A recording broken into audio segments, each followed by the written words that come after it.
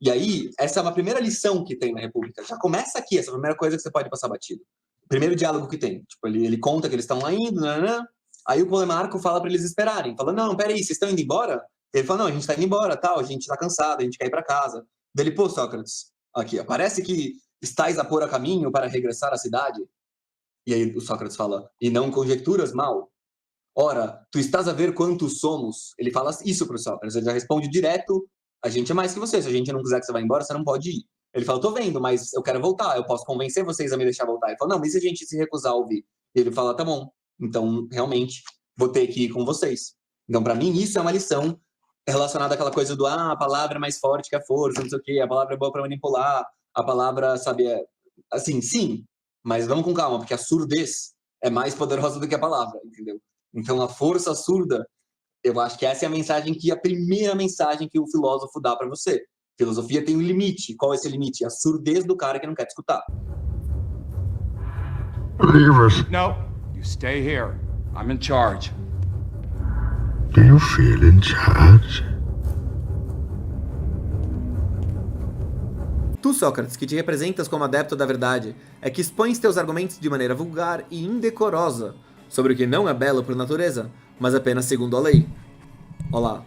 Isso aqui, mano. GGGGGG. Anota aí. Nomus X Physis. O Cállicles tá fazendo essa acusação que o Nietzsche vai fazer depois ao cristianismo e ao platonismo. O Nietzsche vai falar pro platonismo e pro cristianismo, seus loucos, vocês estão invertendo a realidade.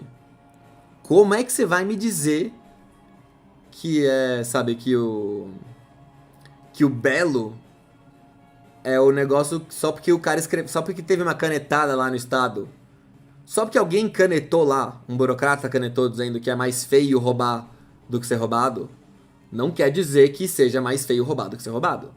Porque cá entre nós, homens, a gente sabe que é melhor roubar do que ser roubado. Porque ser roubado é uma merda. Porque é feio. Melhor no sentido específico de feio. O que é mais feio? Quando você é fraco ou quando você é vil? O tempo todo essa metáfora de comparar esse cara, essa posição que defende a física, contra o nomos, a lei.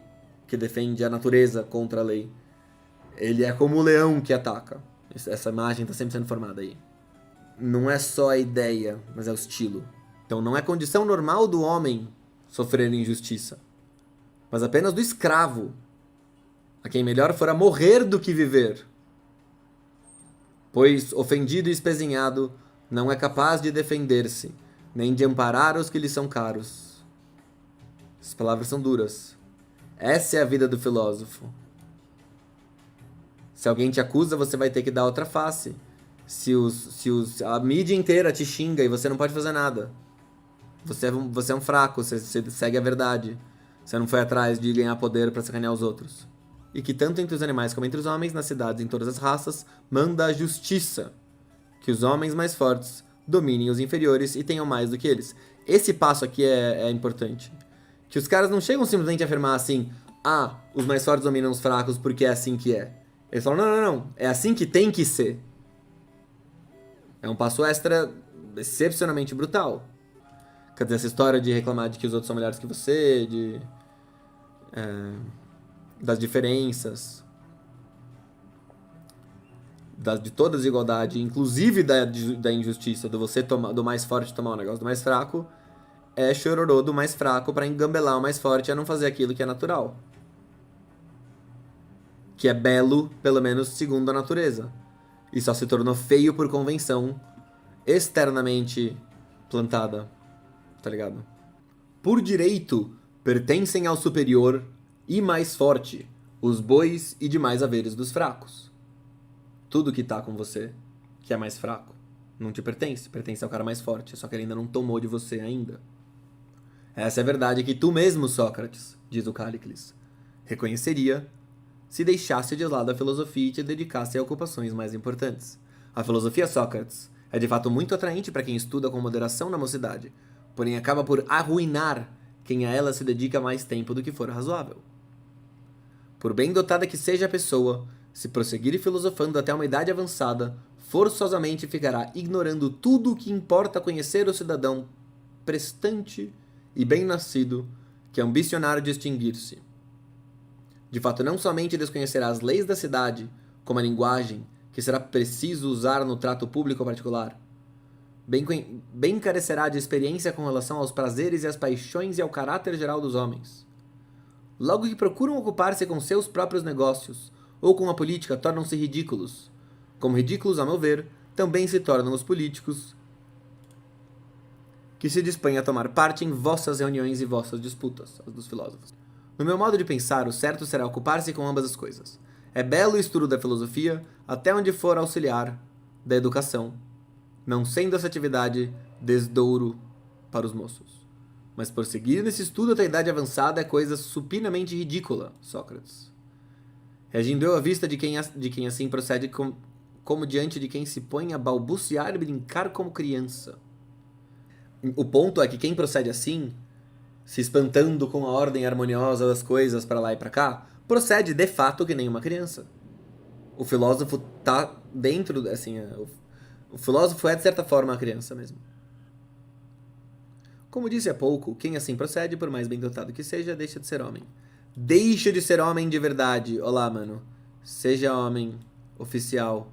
O filósofo é coisa de mulher. Isso daí é importante você ver. É a vida do religioso castrado. A vida do monge em retiro. Essa questão, essa autorrenúncia do poder, não tem como não saber conflitar com essa história do ser homem. E entregas tua alma tão superiormente dotada com a adoção de gestos pueris, e que nas deliberações da justiça és incapaz de falar como convém, por maneira clara e persuasiva. Aqui, ó. Isso é o que o cara valoriza. E daí que você tá com esse blá blá blá filosófico todo maravilhoso pros seus discípulos. Você vai lá na assembleia, você fala, os caras riem de você. E aí você se ferra, os caras apedrejam você, matam sua família porque te acharam idiota. E ainda por cima vão pra guerra e perdem porque não ouviram o seu conselho. Porque você deu ele tudo errado, porque você é um filósofo de merda. Você não é um retórico profissional. Tá ligado? Essa questão da fraqueza do cara que busca a verdade, da relação da verdade com a justiça. Tipo, a verdade e a justiça, você precisa, pra justificar a verdade, você precisa atrelar a justiça. E daí quando você tenta defender que é justo o caminho da verdade que leva a você ficar sofrendo injustiças e se abrir a injustiças, é meio complicado. Essa é a problematização que ele está trazendo aqui. Não consideras vergonhoso teres chegado ao estado em que te vejo e, contigo, os que prolongam desse modo o estudo da filosofia?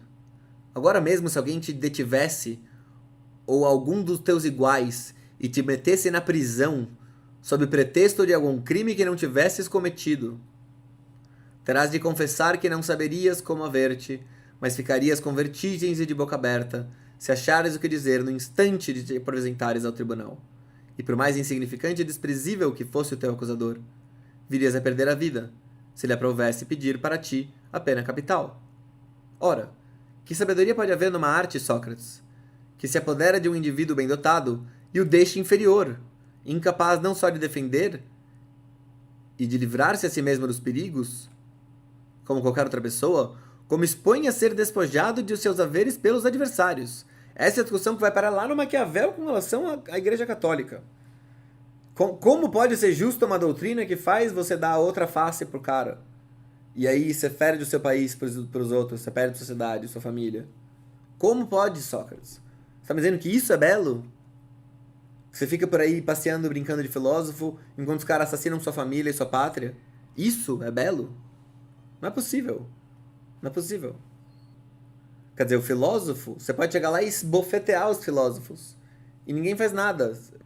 Chegastes até a tomar o compromisso uns com os outros de não vos tornar de sábios além da conta, para não virdes a vos arruinar involuntariamente. Olha lá. Eles se ajudam a não se tornar sábios demais, sabe? Para se tornar sábio na medida correta, que é mais poderoso. Quando a sabedoria conflitar com o poder, eles cortam a sabedoria e não o poder.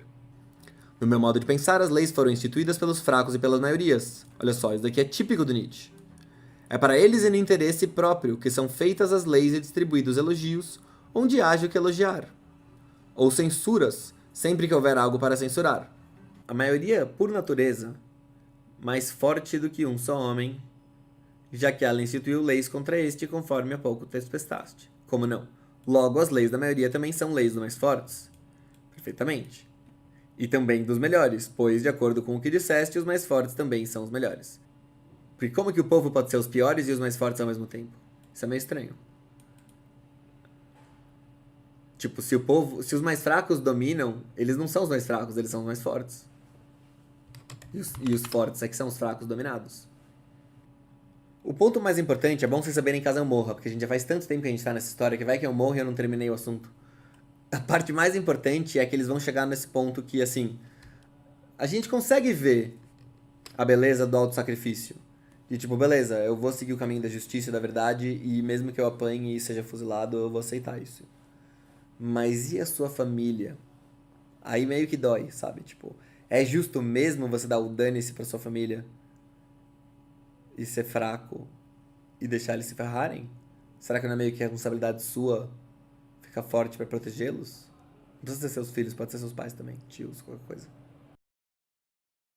One day, you may face such a moment of crisis, and in that moment I hope you have a friend like I did. To plunge their hands into the filth so that you can keep yours clean.